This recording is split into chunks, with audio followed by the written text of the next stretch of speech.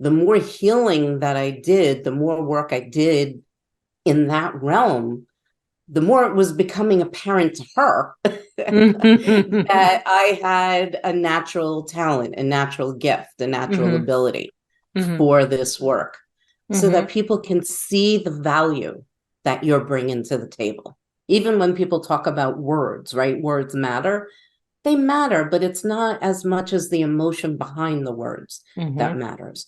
What is up? If you're a coach, a service provider, or business owner, you are in the place to learn how to build your business. Welcome to LegendMaker Radio. I'm your host, Tanya Daka. This is where we build legends who rebuild the world through marketing, mindset, and messaging. And each week, I bring you the actionable steps, the inspiring stories, and the motivation you need to move your business forward quickly. Thanks so much for being here. I appreciate you and your time. Let's jump into this week's episode. Welcome to this week's episode. We are here with Jonna Rosenhaus. She's a legend in the energy field, and I have something stuck to my lipstick. Sorry, Robin. I'm not picking my face while I'm on the camera with you, but thank you so much for coming and sitting with us today on the Legend Maker Radio Show. I'm so excited. I am too. I am too. Thank you so much. And like, I want you to tell everybody like what it is, because I know what you do. But I think you have a better knack with describing what it is you do for the muggles. Ah, energy work is not an easy thing to describe. Um, it's just not. It's just not. But the bottom line is everything is made up of energy. We know this. What I do is I work to help neutralize the stuff that's getting in your way and smooth it out so that life is just easier. Right? So you smooth it out. Like how would somebody know that what they need is what you do? Usually things are in chaos, or they're just really, really stuck. So, that part of what I do is business clearings, right? And so if your business, like you've got your marketing on point, you've got great opt-ins, and you know that you have an audience, and for some reason when you launch you're getting crickets, right? And you've done everything, your strategist has worked it out, like you just know it's right. A lot of times that's because there's some kind of energetic interference that's keeping the stuff that you're doing, the stuff that you are an expert at, from showing up in like a really crisp and clear way, so that people can see the value that you're bringing to the table. Gotcha. So when like it's almost as if there's things have been flowing and then all of a sudden they're not. Yeah. For sure. Okay. All For right. sure. So when they like, is it something that they feel an immediate response to, or is it something that sort of trickles in again? Like how does it, or is it different for It everybody? can be either one. It can really be either one. It's like things are going great, and then all of a sudden, what they'll call bad luck, one episode of bad luck after another, and they're like, hey, wait a minute. And sometimes it just builds, just those little annoyances. Like it's like, okay, let me deal with that. Okay, let me deal with that. It's like these tiny little fires, and they don't realize that they're building until it explodes. So how did you get, like, what brought you to this? Like, have you just always like felt like, how did you get to energy work? What said, Robin, this is what you need to do? um Man, Because you've been at this long for story, like short story. decades. Yeah, I've been at it for like 20 years. Um, Always been intuitive to a degree, and always had a little bit of an interest in, we'll call it all things woo-woo. And and I had a breakdown. I don't even remember what year it was, but I had a breakdown. And I was trying to find my way back to the living again. And I started with yoga, private yoga sessions. And my teacher at the time was into Reiki, and she was into, healing with angels and all that kind of stuff. And the more healing that I did, the more work I did in that realm, the more it was becoming apparent to her that I had a natural talent, a natural gift, a natural Mm-hmm. ability Mm-hmm. for this work. So she was like, Robin, you're a healer. And I'm like, no. and now here I am 20 years later Right. doing this. So Healing and when coaching, energy work, like it's all together. so all of it being wrapped up together, like, do you find that you not are proficient, but that you prefer or enjoy one modality of this work over another? My favorite is actually coaching. Really? I It love that. really is. I It's love that. it's my favorite is coaching because I love to see people's eyes light up when they get a new perspective, and Right. when they see that the beliefs that they were holding on to for their entire life might not be true, you Wow. know. And that's not to say I don't throw a little energy work in there, to just Right. make things happen a little faster and Make it easier. feel, yeah, make it feel like less like you're banging your head on a wall. Yeah. The Yeah, I energy feel work like what? the energy work is the support, Mm-hmm. That makes right? It's sense. like this, yeah, it's the support because we still have to do the human stuff. Right. So this is like it's like Jim Carrey said, you can't manifest $1 million by writing it down and then going and eating a sandwich or whatever it was, right? Like you have to Yeah, do the work and then go do the work, the physical work of right. it, right? Yeah, yeah, So that's yeah. cool. When you take someone on as a client, do they understand that there is energy work involved as well, or is it something that you use to support your end more than their end or whatever? Or If it's a coaching client, I let them know that we deliver energy work as needed. okay. So it might be, I might just do it in the background while we're talking. Mm-hmm. I might, I might make them a personalized clearing, Mm-hmm. or I Yeah. might give them something to say or do to help support the work that they're doing. So it's a case by case basis. Right. And you have a really, really, really excellent clearing that we would say might work too well in terms of it literally like flips things around. I have two other things to say. First of all, the clearing that we're talking about, what's the name of it? You know the name of it. That's You know the which daily clearing. the daily clearing. Okay, so the daily Yeah. clearing, like I've used it time and time and time again. Like I will use it. I don't use it daily. I will confess to that. But when I can feel that, you know, something is fucked up, right? I will go put that clearing on and then I will do whatever I need to do. And it's just mind blowing how it literally flips a switch. But that It said, lifts the resistance, right? It like lifts the yeah, resistance. totally, Yeah. totally lifts the resistance. And but I think that by lifting that resistance, like that resistance is just like a linchpin. You know what I mean? Once that Yeah, yeah, resistance is lifted, then the rest falls into place. yeah. And so with the perspective shift though that you mentioned, I wanted to go back to that because you have or had, I don't know if you still have it, a program called I'm Having It Anyway. And that is all about perspective shift, is it not? Yeah, it is. It's well, first of all, I'm not currently running it, but Okay. I will use it to support coaching sessions when necessary. Because Right, there's right, just right. every time something comes up, it's like, oh, it's in I'm having it It's in anyway. yeah. um, but yeah, we were using that to help people manifest better, to help them get out of their own heads, help them to make those perspective shifts.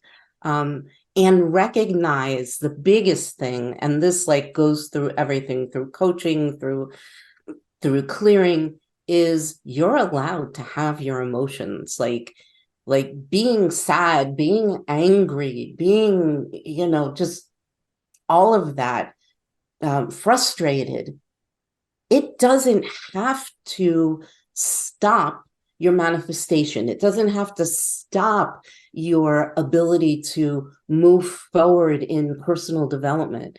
It doesn't have to stop any of that. It You can have begins with it just and. acknowledging, right? It's like you acknowledge it. When you acknowledge it, now you're not resisting it. Now you don't need to ruminate in it, and you don't feel like you're doing something wrong. Mm-hmm. And that too just helps things to like move forward and go faster and remove that resistance again and get the clarity that you need. And Yeah. the whole deal. Yeah, that whole feeling like the ick has been villainized so much Yeah. in the personal development industry. You can't blah blah blah. You stay Yeah. high vibe, Spiritual blah blah industry blah. too. Yeah.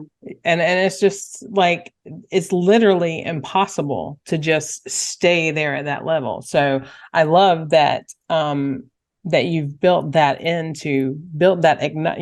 acknowledge it and allow yourself to have it into a program like that, because it's so important for people to understand that you can't be asked to be superhuman and hold the weight of the world and try and manifest your dreams and all of that. Like it just does not work that way.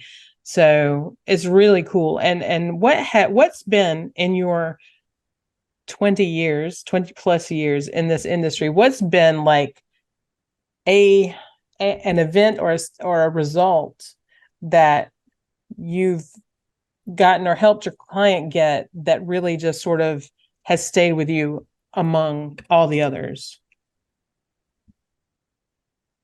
There's really a lot of them.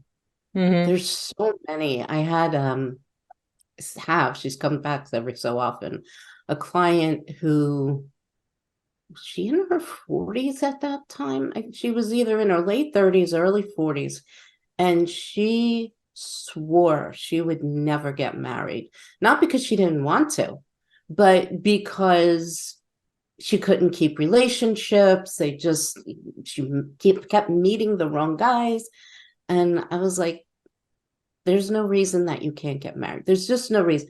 Well, P.S., like, fast forward, we did a lot of work, and she's married now five Uh-huh. years, 6 years, and Wow. she's been in the relationship with the same guy like for I think 2 years before that. And yeah, it's amazing. And she's always like so grateful like that she's got this relationship and he's so good to her.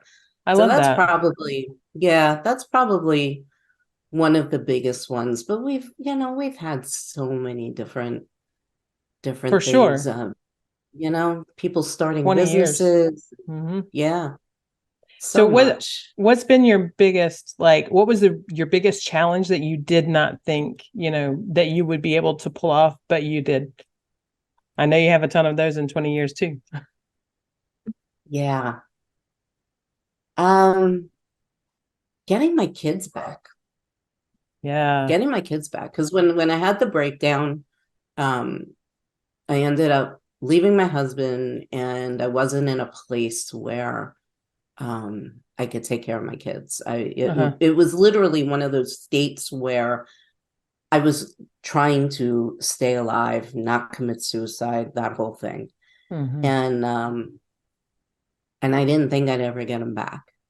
And I did. And keep in mind, they're older and whatnot, but I got them back Mm-hmm. and healed the relationship. That was, That's huge. That is so yeah, huge. That is yeah. amazing. Um, so when you go into a challenge like that, what's your first, like, I know in that time, and you're the one in the situation, because it's completely different when you're doing your own energy work, your own spiritual work, your own uh, fights, right? But when you are, if someone else were in that And I'm maybe it's the same. Like if you're doing it or leading someone else or doing it, helping someone else do it. What's the first step in recognizing what needs to be done? For me, recognizing what needs to be done, Yeah, it's just a knowing. just a knowing. Gotcha. Yeah. So yeah, Yeah. and so if you were leading like a client in that, if you were coaching a client through something like that, um, what's like, I imagine the hardest step for them is to trust themselves, but like, how do you get them to do that in a situation like that? That's that's why we do more than one session, Right. That is really working on the mindset, showing them um, through conversation, really, how many times that they have accomplished things that they didn't think they could do, and start over, not diminishing the times where things didn't work out, but crowding them out with all the things that did. And clients can't always think of their wins. Yeah. But when we're talking and during the conversation, it's like, oh, like, Yeah. really? What about this? And what about that? And I had somebody recently who got published in a magazine, and she was kind of like, nah, da, da, da, da, da. And I'm like, this is a well-known person. They came to you, Yeah. as the expert. And she's like, yeah, I guess so. It's like, Right. It's like, yeah, I guess so, but this other thing, this is why, or this is whatever. Like the yeah, disqualification of the win it overshadows that the win even happened to start with. yeah. And we're taught to do that. Like, we're taught like false humility, which is really us putting ourselves down, and we're taught not to toot our own horn and all of that. And there's ways to do that where you're not being cocky. Right. And so some people, I teach them how, and for each person that's different, Yeah. what Yeah. it is they need. That's cool though. So And when you before you did, I'm having it anyway, or maybe it was at the same time. You also had a program. I don't know if you're still running it or not, but the Demon Slayer program. oh, those were The sessions. those were Those were sessions. sessions. That's Yeah. right. Okay. So Yeah. I imagine you have to have some wild stories from some of those. Are you like down to share any of your wildest I'm with those? trying to, oh man, like those are so many of them. Uh the way I do those sessions, right? I don't I'm a chicken. So I Says the don't, Demon Slayer. I'm a chicken, I says the don't Demon want to Slayer. see the ugly stuff, right? Yeah. I don't want to see the ugly stuff. So I can't even explain like how I do that without seeing the ugly stuff. Um, but the things that I do see are less crazy and more about how often the people don't want to let them go, Mm. because that energy, that sometimes creepy, scary energy that they're feeling, and it gives them a false sense of strength.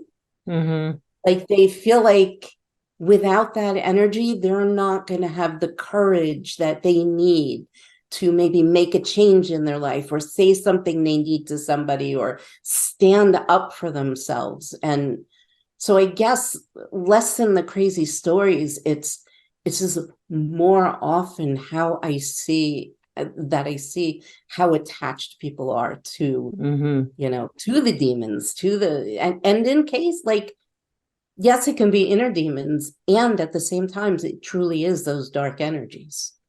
Wild. And what do you recommend if someone Like, how would they know that it's from inside or outside? Everything's from inside. Mm. So even if it's an outside energy, right? Mm-hmm. Mm-hmm. It's not going to affect you unless there's something inside that's open to it. Gotcha. Gotcha. And so they have to be willing kind of and aware in order to be able to recognize that it's on them, no? Um, I can't say yes or no to that Mm-hmm. because some people are not aware. Like they'll Right. come to me and they'll say, I don't know what's going on. Just like with the business stuff, right? I don't know what's going on. The kids are always fighting. The house feels weird. Mm-hmm. Um, my husband and I are distant, Mm-hmm. or I keep getting into car accidents, Mm-hmm. and so they'll come to me for an assessment Mm-hmm. type of thing. And Yeah. that's where we can dig in a little bit and see what it So is. And then they have to be willing to let me go in and change the energy. are you like, have you ever had anybody say, no, I don't want to, like they went and had the assessment, you talked to them and they're like, yeah, no, I don't want to deal with this. Yes and no. Like I had somebody who wanted to get cleared and all that kind of stuff. And I was like, well, there's this thing in your house. And she's like, but I don't want it to leave. And I'm like, but that's what's causing the chaos. She's, can't you Mhm. clear the chaos without getting rid of that? No. Wow. Yeah. Yeah. Wow. We love our struggles, don't we? Yeah.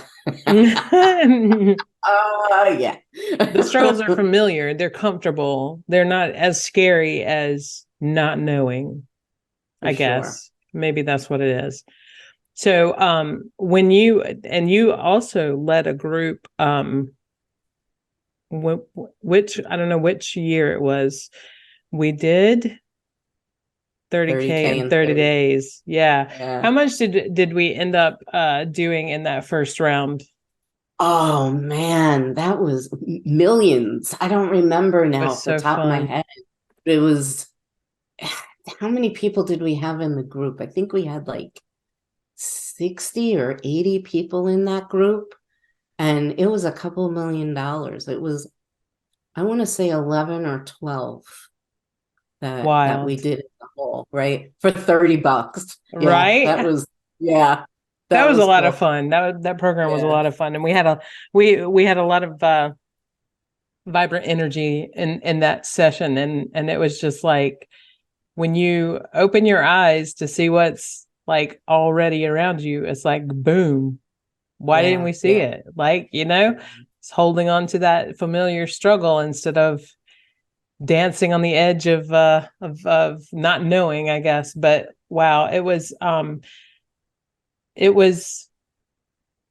far beyond what I had imagined we would do in 30 days. Yeah. I can say I that. mean, and yeah, and we, like, everybody was so courageous in there because we were hitting on real deep family dynamics. We were dealing with shame in there, like deep shame, and people are afraid that if they were successful, that something awful was going to happen there in their families. And we had to do a lot of deep emotional work in there. And then we, followed it up with the clearings.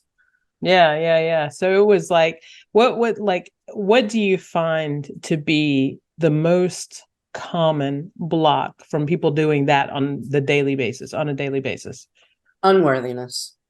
Unworthiness. Like, Yeah. like Shows no, up. no, even didn't even miss a beat. It's unworthiness. No. Unworthiness. Yeah. Yeah. Like, and people will say, I know I'm worthy enough to have this. I have good self-confidence. And then the next thing you know, they're like, well, my mother said, or my father said, or, my teacher, or so many different ways it shows up. And they're just like, I just don't think I can have it.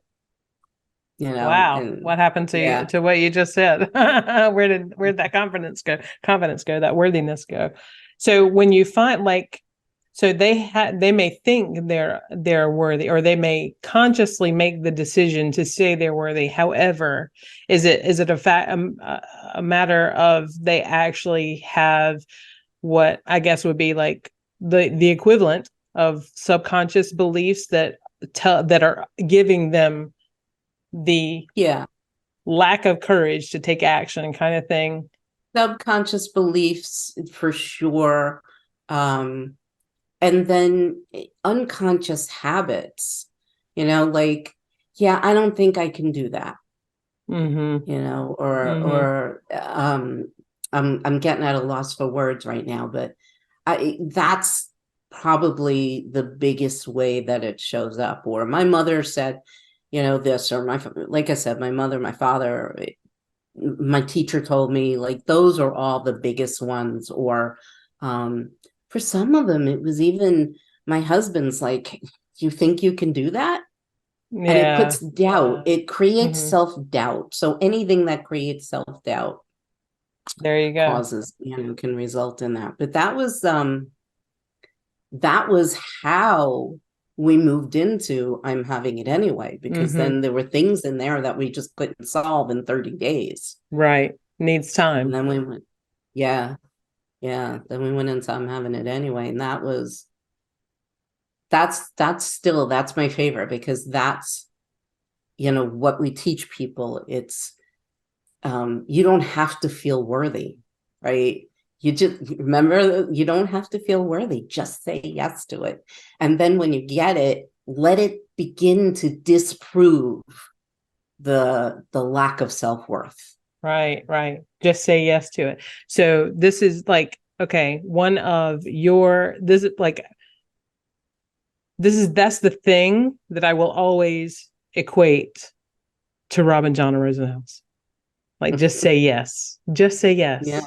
It doesn't yeah. matter if you think you can do it. Just say yes. And no, but see, and while we riff on that one liner, it really comes down to what it means to say yes. Okay, yes, the line sounds good. What just say yes, but what does that look like? What does that feel like? What does that mean? Like, how do you live out just say yes? And that is huge. So give us like some tips on just saying yes in the day to day.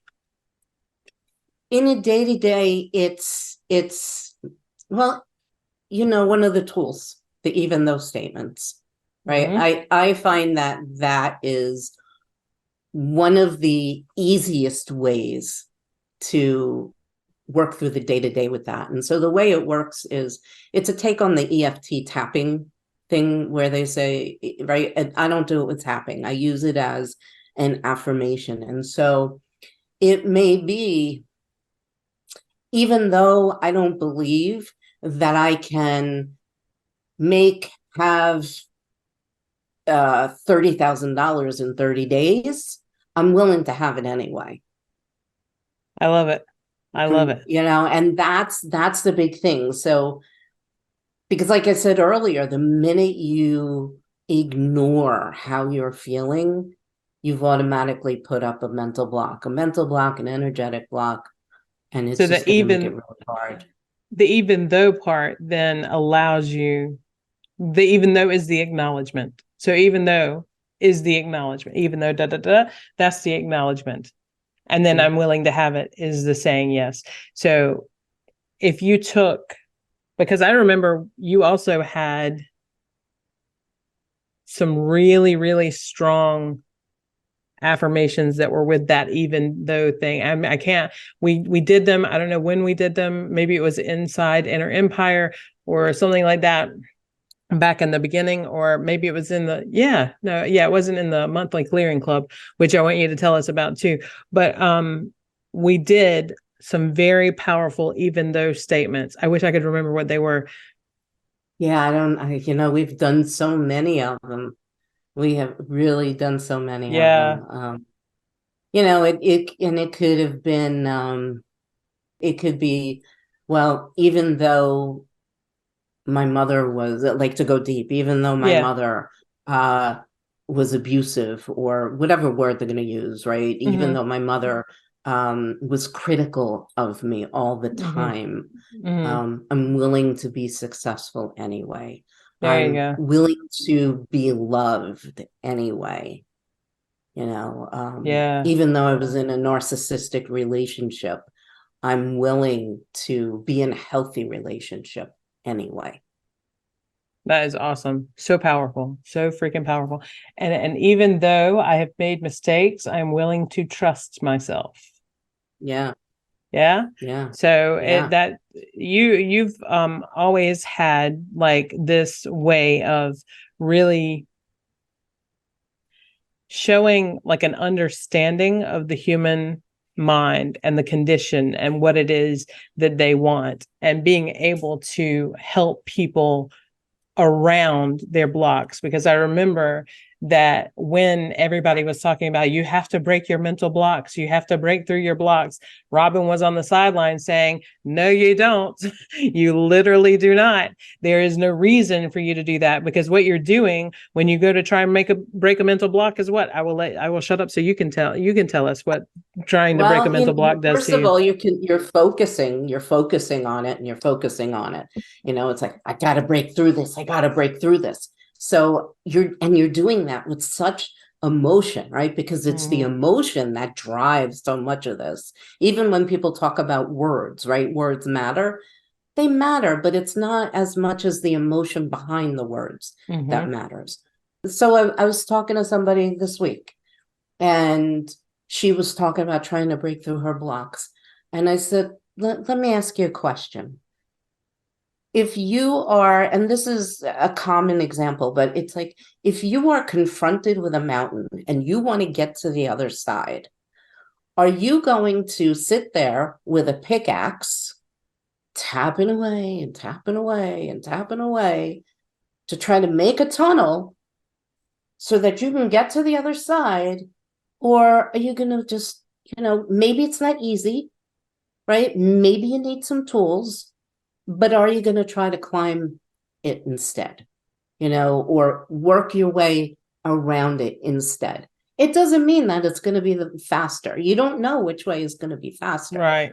Right. right? And also, when you're working around, you might find a shortcut True. and be like, oh, there it is. Yeah. So, that's my thing. Like, we can always find another way. We're in an infinite universe. You cannot tell me that There's no another other way does not way. exist. Yeah. That's true. That's true. What a way to approach a block. Okay, so there is another way. There is always another way, we could even say, right? There's always another way. And it's like when you for me, when you said you don't have to break through the blocks, you just have to go around it. Like that idea, that thought in and of itself is relief. The Yeah, because you don't resistance, have to know how to solve the problem. right? Right. You don't have to know how to solve it. That's true. And then it's like you become more open. You become more open to what the possibilities are, I think, when you find out you don't have to do it that way. And so much of doing it that way and breaking that block is part of like our conditioning too, I think. And you know, I think probably your accept and exhale mindset, the reframe mindset, has been probably one of the most powerful, or two of the most powerful tools that I think you've taught me and you've taught others in Inner Empire and in the Monthly Clearing Club. And so with that said, I would like you to explain a little bit more about the Monthly Clearing Club and how that works. Well, the monthly clearing club is my membership. It's my low cost membership, actually. And we focus every month on a different topic. Mm-hmm. And, I do research. I do research. And then I come to the session, we deliver it, live in a Facebook group and that kind of thing. But I come to the session armed with knowledge, right, from out there, and then the intuition. And I just started clearing things for people. So like right now, we're working on a series of clearing the energy of broken relationships, right? I wonder where that idea came from. I had no idea. And so that one, like when I started to think about it, I was like, this emotion, this emotion, this emotion, this belief about yourself, this belief about yourself, right? Like, oh, if only I had done it this way, and beating yourself up because you believed the narcissistic partner, and thinking that you're no good with money because you haven't been able to make the cash yet, right? Everything's in a relationship. And so what's happening with that is I just had this list that we're going to probably be working on this till the end of the year, maybe into January. And so the sessions are a little bit of teaching so that we bring up the energy, and then I neutralize that energy. It's, because you can't really clear it. Like we call it clearing, but you can't. It can't be, created or destroyed, but it can be neutralized, the negative impact of it. And then we talk about transforming it into the energies that are going to align them with the healthier way of being, the more beneficial way of being. So we do that every month.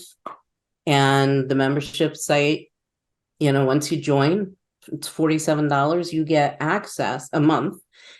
You get access to everything that's in the vault. And we've been doing this for, July was a year. I was going to say, it's been over a year that we've been doing that. Yeah. So it's very cool. And you brought up a really good point that you won't hear a lot of other energy workers talk about. And that is that you can't actually clear the energy. Yeah. I use the word clear because it's what people understand. It's what clients understand. But yeah, you can only change it. Change the vibration, the form. And so when you neutralize it or change it, are you able to like dictate what it's changed into? I guess you can't you? I do both. Okay. So what I do is I'm tapped into what people need. Right. So it might be aligning it with the energy of being able to see what a healthy relationship looks like, being able to see the red flags. Right.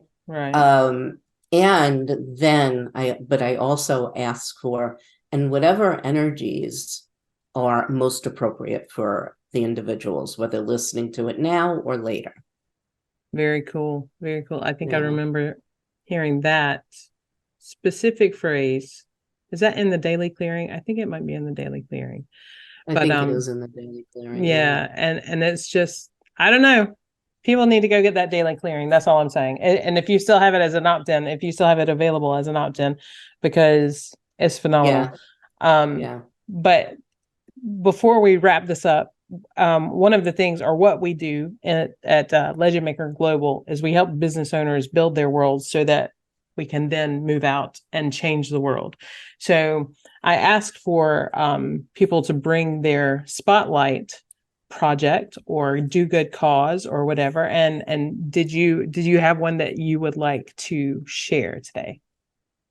There's so many, but I think what I'm going to choose is the Happily Ever Esther Farm Sanctuary.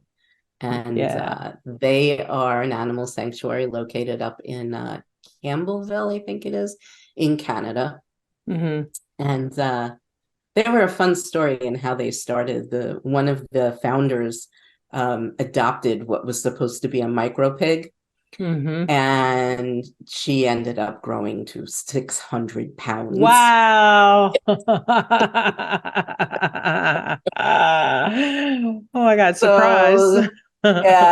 So that really took them on a journey to learning more about farm animals, because they learned that she was a farm animal at that point, and they just ended up reaching a point to where they wanted to do more, and they wanted to give abused animals, farm animals specifically, a loving place, a safe place to be, someplace where they're going to get a lot of care. And they just do so much great work up there. How do they, like, okay, so farm animals that are unfortunately abused, like how would they come across? Like, does somebody report a farm or something? That's how it happens now. Yeah, like once there's a huge like network of sanctuaries across, the United States, Canada, and beyond. And so once you become known in that network, other sanctuaries will reach out and things like that. There and what I like about them is when they bring in the animals, they don't say it came from here or it came from there. Like I remember they brought in a bunch of pigs and they were like, from farm X. This way they're not ruining their reputation. Yeah. It's known. Maybe they need it ruined though. I'm kind of the mind that they need it ruined if they are abusing animals. The only thing is, if you do that, and this is what I'm learning from a lot of these sanctuaries that I follow, if you do that, then you're less trusted and people are less willing to give up their animals. Interesting. Yeah, so it's a double-edged sword there. So it's like, if you want the animals first, the sanctuaries I follow that, keep protocol, them I guess. silent. Yeah. Okay, well that's very cool. And what did you say the name of it was again? Oh, Esther. Happily Ever Esther Farm Sanctuary. They call it Heaps. Esther. Heaps? Heaps. Okay. Heaps. Cool. HEEFS, yeah. Heaps Happily Ever Esther Farms. I got you. Okay, so that's very cool. Definitely for the support of critters that need support. So I am completely honored that you jumped on with me today and graced the halls of LegendMaker Global with the likes of your legendary self in the energy field in the field of energy work. I crack myself up. At this point, I'm delirious. This is now my third podcast interview today, and I led a coaching session with the Inner Freedom Group. So I'm like, where's my brain now? I forgot. I've been standing up since I don't even know what time. But so yes, thank you so much for bringing your knowledge and your deep wisdom. And I want everybody who listens to this episode, who wants to become a legend in their industry, to accept and exhale, just to say yes. Fucking say yes. You can do this. All right. Thank you so much, Robin. And that's a wrap on this week's episode. I hope you enjoyed it. If you did, please feel free to like, share, subscribe, comment, do all the things. Leave me a review so we can help this show get out to other legend makers just like you. And if you're a coach or a service provider who hates writing emails and sales pages and social posts because they're just not making you the money that you want to make, then go to legendmakercopy.com/copy course and check out Cash In. I've written a very special course just for coaches to teach you how to write just the things you need to learn how to write, not to teach you the whole trade of copywriting, but to give you the tools that you need to write the higher profits that you want in your business. Thanks so much, and I'll see you next week.